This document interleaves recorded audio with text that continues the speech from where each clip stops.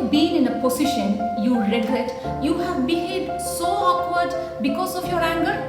You would have heard people say it is better to vent out your anger and to let others know how you feel. But then we feel so low because of our own behavior. Yes, feelings are part of who we are. To be able to share our emotions openly to others is an essential aspect to protect our own health. Unless and otherwise we do it in the right way, it is gonna backfire. This is where most of us find it very hard. Anger is a normal, usual, and a useful, healthy emotion. It varies between mild anger to boiling rage. Each one of us expresses anger in different ways: implosive or explosive, inclusive or exclusive. If you can hit the delete button immediately after a burst of frustration, then that's good. Yet, when the rage goes out of control, it has its impact on all aspects of life.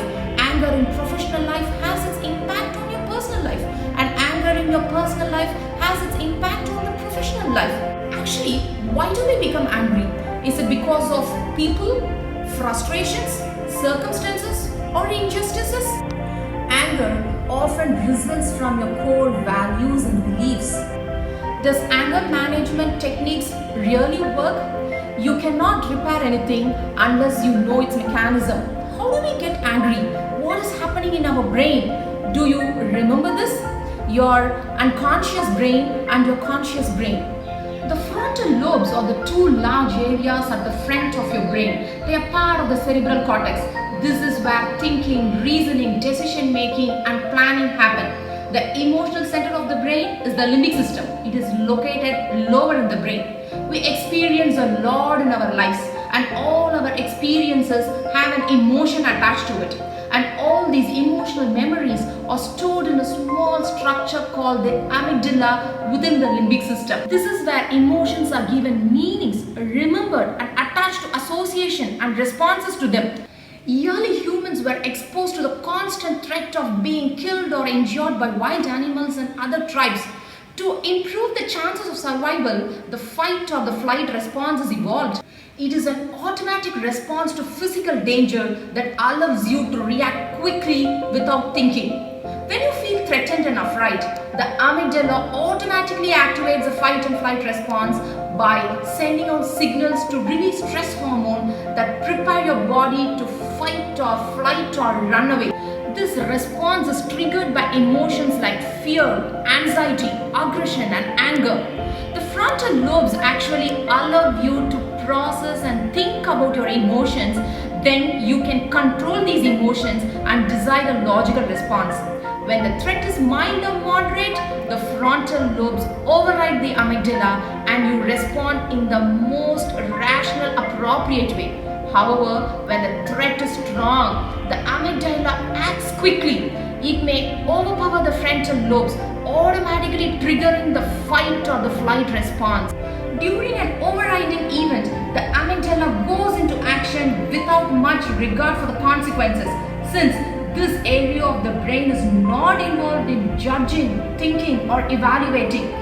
This reactive incident is known as the amygdala hijacking. The kind of a response differs from person to person to different situations. It can range from mild frustration, where one may internalize it, to outright rage, where one may act violently, verbal abuse, or physical assaults. The fight or the flight response was appropriate for early humans because of threats of physical harm. Today, there are far fewer physical threats, but there are a lot of psychological threats. If you don't get an immediate mail, if you don't get a like when you drive a vehicle, if somebody walks on the road, and if you are not acknowledged, if you don't get immediate success, if you are not getting the right job at the first go, so on and on and on, caused by the pressures and stresses of modern life. Starting from very simple to complex situations, the amygdala is hijacked. And when the amygdala is hijacked, a flood of hormones are released that causes physical and emotional alarm. Cortisol and adrenaline are the hormone that are released from your adrenal glands to prepare your body to flee or flight.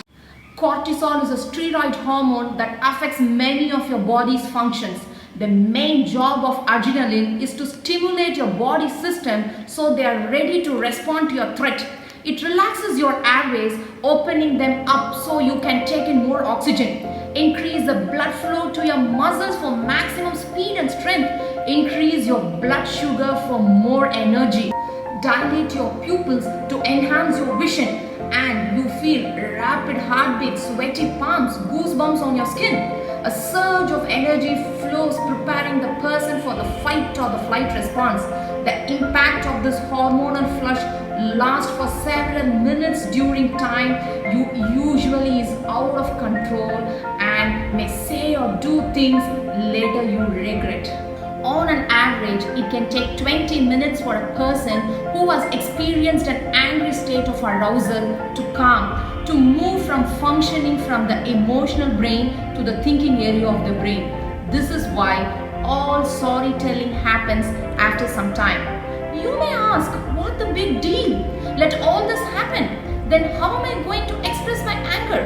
You would have shown your anger. You would have felt happy that you reacted to the situation. You would have fed your ego. You would have shown your dominance. You may think after any fights, consoling a person by sorry or any other strategies soothes the situation or relationship. Yes, the situation would have mellowed down. Yet, physically you are down. You feel a surge in blood pressure.